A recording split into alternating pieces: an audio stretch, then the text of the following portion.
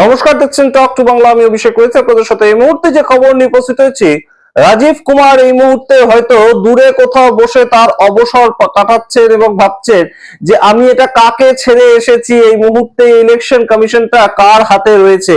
কারণ আমরা দেখতাম এক সময় রাজীব কুমার যখন প্রেস কনফারেন্স করতেন ইলেকশন কমিশনার হিসেবে, পাশে বসে থাকতেন জ্ঞানেশ কুমার। কিন্তু এই কি জ্ঞানেশ কুমার করলেন, এই মুহূর্তে ভারতীয় জনতা পার্টির তো একদম চক্ষু চড়ক গাছ, এবং দিল্লি থেকে লখনৌ পর্যন্ত লাগাতার এই মুহূর্তে বৈঠকের খবর উঠে আসছে। এবং এই মুহূর্তে the Indian express news paper তাদের ফ্রন্ট পেজে যা ছবি বের করেছে, যা খবর বের করেছে, তা দেখলে আপনাদের বুঝতে আর কোথাও অসুবিধা হবে না যে সবচেয়ে বেশি ক্ষতিগ্রস্ত যদি কেউ হয়ে থাকে এই মুহূর্তে এসআইআর এর ফলে, এই চটজলদি এসআইআর এর ফলে, সেটা আর কেউ নয়, ভারতীয় জনতা পার্টি। কেন বলছি এই কথা? তার কারণ 20 কোটি মানুষ প্রায় বাস করেন এই মুহূর্তে উত্তরপ্রদেশে, ভারতবর্ষের সবচেয়ে বড় স্টেট।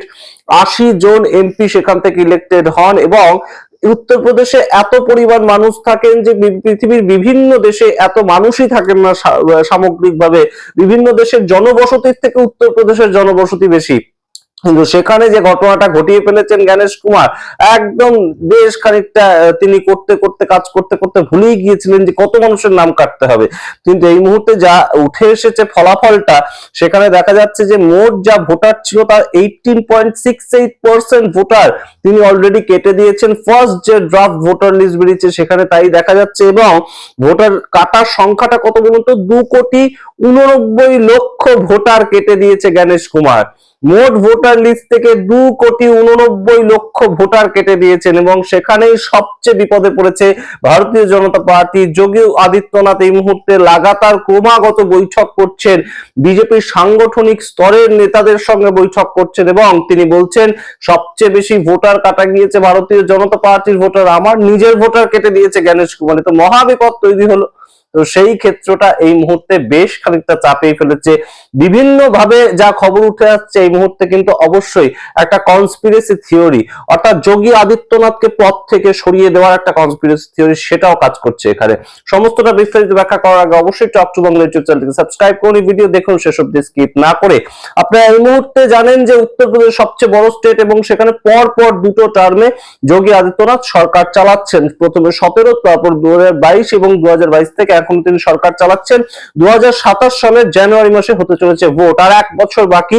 কিন্তু সেখানেও একদম লাগাতার যেভাবে হঠাৎ করে এসআইআরটা শুরু করে দেওয়া হলো, সেটা বেশ খানিকটা চমকই দিয়েছিল সবাইকে। যে অন্যান্য বিরোধী রাজ্যগুলোতে এসআইআর হচ্ছে, আসামে যেখানে হচ্ছে না, হঠাৎ কেন উত্তরপ্রদেশে হচ্ছে? উত্তরপ্রদেশে 1 মাসের মধ্যে এসআইআর করার দরকার ছিল, সেখানে সময় নিয়ে করতে পারতো ইলেকশন কমিশন। কিন্তু তা না করে তারা 2,89,00,000 মানুষের নাম প্রথমেই ছেটে বাদ দিয়ে দিয়েছে, এবং তার মধ্যে ম্যাক্সিমাম ভোটার হিন্দু ভোটার। সেখানেই সবচেয়ে বেশি সমস্যাটা তৈরি হয়েছে। আপনাদেরকে বলি, এই মুহূর্তে যোগী আদিত্যনাথ মিটিং করে, মিটিং এর থেকে যা আউটকাম বেরিয়ে আসছে সূত্র মারফত, তিনি বলছেন যে প্রত্যেকটা বুথে 200, কমপক্ষে 200 ভোটারকে আরো অ্যাড করতে হবে। যে ভারতীয় জনতা পার্টির নেতারা, কর্মীরা, তারা যেন ছড়িয়ে পড়ে, এবং কার কার নাম বাদ গিয়েছে তাদের নামটা খুঁজে বের করে যেন আবার অ্যাড করে। অর্থাৎ এই মুহূর্তে ড্রাফট ভোটার লিস্ট বেরিয়ে যাওয়ার পর 1 মাস সময় দেওয়া হয়েছে মানুষকে, তারা আবার নিজেদের নাম অ্যাড করতে পারে। যাদের নাম বাদ চলে গেছে তারা বিভিন্ন নথিপত্র দেখিয়ে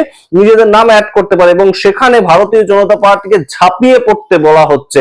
এবং যোগী আদিত্যনাথ কেন, ভারতীয় জনতা পার্টি কোনো জায়গাতেই সংগঠনকে এতটা মজবুত করেনি এসআইআর চলাকালীন, কারণ তারা তো একদম ভরসায় বসেছিল যে জ্ঞানেশ কুমার তিনি আমাদের হয়ে লড়ছেন, যখন আমাদের আর কি দরকার।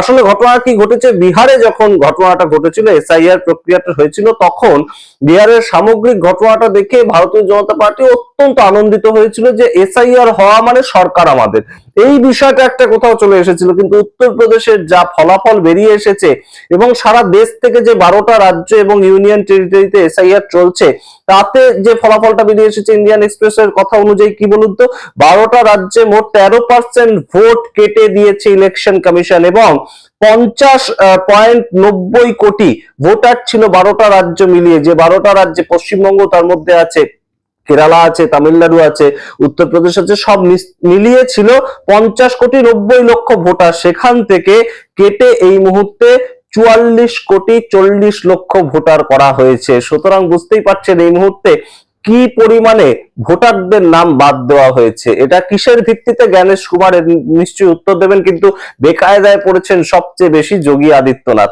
আপনাদের বলি এই মুহূর্তে অখিলেশ যাদব তিনিও এটা নিয়ে বক্তব্য রেখেছেন, তারও বক্তব্য থাকবেই বিরোধী দলনেতা হিসেবে এবং প্রাক্তন মুখ্যমন্ত্রী হিসেবে। কিন্তু এই মুহূর্তে গুরুত্বপূর্ণ যে প্রেক্ষাপটটা তৈরি করেছিলেন অখিলেশ যাদব এবং মমতা বন্দ্যোপাধ্যায় পশ্চিমবঙ্গের ক্ষেত্রে, তাই তারা অনেকটা নিজেদের ভোটারদেরকে ধরে রাখতে পেরেছেন। কি বিষয়টা, তারা একদম প্রথম থেকেই সতর্ক ছিল যে এটা কিন্তু ভোট কাটার প্রক্রিয়া, অর্থাৎ ভোটারদেরকে কাটা হবে। সেই ক্ষেত্রে অখিলেশ যাদব কি করেছিলেন, পিডিএ প্রহরী, পিডিএ তার একটা পুরনো ফরম্যাট, অর্থাৎ পিছিয়ে পড়া দলিত এবং আদিবাসী এই সম্প্রদায় নিয়ে তিনি 2024-এর লোকসভা ভোটে লড়ে দেখেছেন, মারাত্মক ভালো ফলাফল করেছিল। অখিলেশ যাদবের দল বিজেপির থেকে বেশি সংখ্যক এমপি পেয়েছিল এবং সেই জায়গা থেকে পিডিএ প্রহরী, অর্থাৎ মানুষের ভোট যেন কাটা না যায় সেই জন্য একটা পিডিএ প্রহরী তিনি এসআইআর এর শুরু থেকেই শুরু করেছিলেন। ঠিক যেমন পশ্চিমবঙ্গের ক্ষেত্রে মমতা বন্দ্যোপাধ্যায় করেছিলেন যে বুথে বুথে তৃণমূল কংগ্রেসের একটা বুথ তৈরি করা হয়েছিল, এবং কেরালার ক্ষেত্রে এম কে স্ট্যালিন একই ঘটনাটা ঘটিয়েছিলেন ডিএমকে দলের পক্ষ থেকে। তাই জন্য নিজেদের ভোটার সেটা যাতে বাদ না যায় সেই কাজটা বিরোধীরা সবসময় করেছে, কিন্তু বিজেপি তো ভেবেছিল নিজেদের ভোটার কোনোভাবেই বাদ যাবে না, শুধুমাত্র বিরোধীদের ভোটার বাদ যাবে। কিন্তু দেখা যেটা যাচ্ছে, যোগী আদিত্যনাথ বলছেন যে হিন্দু শ্রেণী এবং হিন্দু উচ্চবর্ণ মানুষের ভোট সবচেয়ে বেশি কাটা গিয়েছে। এবং আপনাদেরকে বলি যে 80% এই যে ভোটার যা মোট ভোট কাটা গিয়েছে 2,89,00,000 ভোট, তার মধ্যে 80% ভোট কাটা গিয়েছে যোগী আদিত্যনাথ বলছেন যে আমার নিজের ভোটার কাটা গিয়েছে। অর্থাৎ বিভিন্ন জায়গায় যে ম্যাপিং করে যোগী আদিত্যনাথের লবির কিছু লোক তার সঙ্গে অন্যান্য লবির কিছু লোক এরকম ভাবেই তো ভোটটা লড়া হয়। সেই ক্ষেত্রে যোগী আদিত্যনাথের বক্তব্য অনুযায়ী যে আমার লবির বিভিন্ন কনস্টিটিউয়েন্সি থেকে ভোট সবচেয়ে বেশি পরিমাণে কাটা গেছে, এই কাজটা কে করলো আমরা জানি না। কিন্তু এই মুহূর্তে কেন আমরা রাজীব কুমারের কথা দিয়ে শুরু করলাম, রাজীব কুমার প্রাক্তন ইলেকশন কমিশনার ছিলেন এবং 2024-এর যে লোকসভা নির্বাচনে নরেন্দ্র মোদী সরকার তৃতীয়বারের জন্য আবার জিতে এলো, সেই ভোটটাকে কন্ডাক্ট করেছিল ইলেকশন কমিশনার হিসেবে রাজীব কুমার। এবং তখন সামগ্রিকভাবে এই উত্তরপ্রদেশে কত ভোটার ছিল, উত্তরপ্রদেশের ভোটারের সংখ্যা তখন ছিল 15,44,00,000। 2024-এর লোকসভা নির্বাচন মানে একদম 1.5 বছর আগেকার ঘটনা আমরা বলছি। তখন উত্তরপ্রদেশের মোট ভোটার কত জনের ভিত্তিতে উত্তরপ্রদেশে ভোটটা হয়েছিল, 15,44,00,000। এবারে এই মুহূর্তে জ্ঞানেশ কুমার সম্পূর্ণভাবে এই যে এখন একটা ড্রাফট ভোটার লিস্ট বের করেছেন 2025-এর শেষে, সেইখানে দাঁড়িয়ে 12,55,00,000 হয়ে গেছে সংখ্যাটা। অর্থাৎ 15,44,00,000 থেকে সংখ্যাটা এসে দাঁড়িয়েছে 12,55,00,000, যার মাধ্যমে 2,89,00,000 মানুষের নাম বাদ চলে গিয়েছে। এবং অবশ্যই সেই জন্যই হয়তো রাজীব কুমার এই মুহূর্তে বসে ভাববেন যে আমাকেও মিথ্যে প্রমাণ করে দিল। অর্থাৎ এই যে 2,89,00,000 ভোটারটা, সেটা তো মৃত ভোটার কিংবা স্থানান্তরিত ভোটার এই হিসাবেই তো বাদ যাচ্ছে যদি সঠিকভাবে এসআইআরটা হয়ে থাকে। আমাকেও মিথ্যে প্রমাণ করে দিল জ্ঞানেশ কুমার, এটাই তো রাজীব কুমারের ভাবার কথা। কারণ তারাই তো ভোট দিয়েছিল 2024 সালে। তাহলে কি তখনকার ভোটার লিস্ট গলদ ছিল, এখন সঠিক হচ্ছে, নাকি এখনকার ভোটার লিস্টে গলদ আছে তখন সঠিক ছিল? আমরা জানি না, আপনারা উত্তর দেবেন জানা থাকলে। এই মুহূর্তে আরেকটা গুরুত্বপূর্ণ বিষয় এসছে, সবচেয়ে বেশি পরিমাণ নাম কাটা গিয়েছে কাদের, যাদের ফার্স্ট টাইম ভোটার হিসেবে নাম এনলিস্ট করার জায়গাটা ছিল ফর্ম 6 এর মাধ্যমে, সেই ফার্স্ট টাইম ভোটার তাদের নামটা সবচেয়ে বেশি কাটা গিয়েছে নথি না থাকার কারণে। আরেকটা কাদের নাম কাটা গিয়েছে, উত্তরপ্রদেশের মধ্যেই হয়তো কেউ শহরে বাস করছেন কিন্তু তিনি চান যে তার জমি জমা যেহেতু গ্রামে রয়েছে, উত্তরপ্রদেশের গ্রামে রয়েছে, উত্তরপ্রদেশে তাদের জমি, সেই জায়গা থেকে তিনি চান যে তিনি সেই পঞ্চায়েতের আন্ডারেই ভোটার হিসেবে থাকুন। তাই তিনি তার নামটা স্থানান্তরিত করে আনেননি এবং শহরে তার তিনি চাকরি বাকরি করেন বা অন্যান্য কাজ করেন।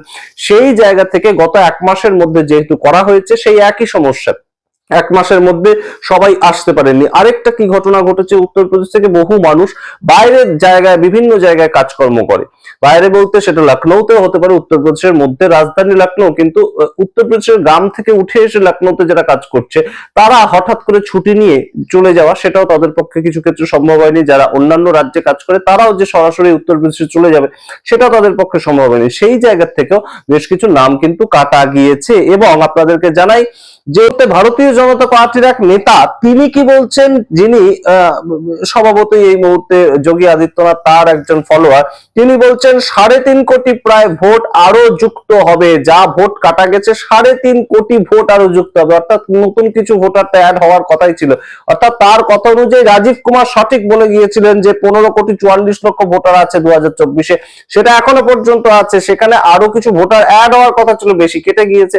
সুতরাং সামগ্রিক বিষয়টা এই মুহূর্তে সম্পূর্ণ ভুলিয়ে দিয়েছেন জ্ঞানেশ কুমার, এবং তিনি কাজ করতে করতে এতটাই কাজের গতিতে কাজ করে গেছেন, কার লাভ হচ্ছে কার ক্ষতি হচ্ছে সেই সব ভুলে গেলেন, নাকি আরেকটা কনস্পিরেসি থিওরি এখানে কাজ করছে। অনেকেই কিন্তু বলছেন যে যোগী আদিত্যনাথকে সরানোর জন্য মূলত এই জায়গাটা তৈরি করা হয়েছে, যে কথাটা যোগী আদিত্যনাথ নিজে একদম তার নিজের যে বৈঠক করেছিলেন তিনি বিভিন্ন জেলা সাংগঠনিক প্রধানদের নিয়ে, তার সঙ্গে বিভিন্ন মিনিস্টারদের নিয়ে, সবাইকে নিয়ে বৈঠক করেছেন, সেখানে যোগী আদিত্যনাথ যে কথাটা বলেছিলেন সেইটাই একটা সবচেয়ে বড় কনস্পিরেসি তার বিরুদ্ধে করা হচ্ছে উত্তরপ্রদেশে, তেমন একটা কথাও।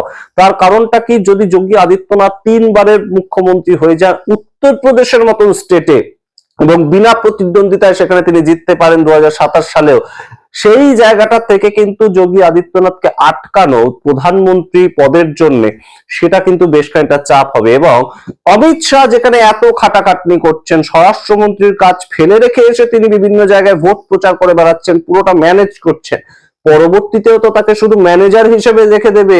অর্থাৎ আরএসএস এর তরফ থেকে তো এরকম সিদ্ধান্তই উঠে আসবে যে গুজরাটের মুখ্যমন্ত্রী যদি পরবর্তীতে প্রধানমন্ত্রী হতে পারে, তাহলে কেন যোগী আদিত্যনাথ উত্তরপ্রদেশের মতন একটা সবচেয়ে বড় স্টেট, সেখানে 3 বারের মুখ্যমন্ত্রী হয়ে একদম সরাসরি উঠে আসবেন না প্রধানমন্ত্রী হিসেবে? কারণ যোগী আদিত্যনাথ তিনি তো আরো হিন্দুত্ববাদী ছবিটাকে একদম কট্টর ভাবে প্রতিষ্ঠা করার লড়াই যেটা সেটা করে চলেছেন, এবং তার জায়গা থেকে, তার পলিটিক্সের জায়গা থেকে তিনি তো সঠিক, এবং আরএসএস ঘরানার থেকে তো এটাকে আরো প্যাক করা হবে, এবং সেই জায়গাটাই কোথাও গিয়ে অমিত শাহের লবি তাদের একটু ভয় রয়েছে। অর্থাৎ অমিত শাহের লবি বলতে উত্তরপ্রদেশে অনেকেই আছেন, আপনারা জানেন, কেশব প্রসাদ মৌরিয়া থেকে শুরু করে বহু লোকেই আছেন, দুজন যে উপমুখ্যমন্ত্রী তারা সবাই অমিত শাহের লবির লোক। সেই জায়গাটা এই মুহূর্তে করা হয়েছে, সেরকম একটা সম্ভাবনার কথা উঠে আসছে। আপনারা সামগ্রিক রিপোর্টের ভিত্তিতে কি মনে করেন অবশ্যই কমেন্ট বক্সে কমেন্ট করুন। শুধুমাত্র বিরোধী রাজ্য নয়, একদম যেখানে ডবল ইঞ্জিন সরকার চলছে সেখানেও মুখ্যমন্ত্রী বেশ খানিকটা থতমত খেয়ে গিয়েছেন এত পরিমাণ লোকের নাম বাদ যাওয়ার পরে। আপনাদের মতামত দেখার অপেক্ষায় রইলাম। দেখতে থাকুন টক টু বাংলা। অবশ্যই টক টু বাংলা ইউটিউব চ্যানেলকে সাবস্ক্রাইব করুন, ছড়িয়ে দিন আমাদের ভিডিওগুলো যাতে অনেক অনেক মানুষের কাছে যায়।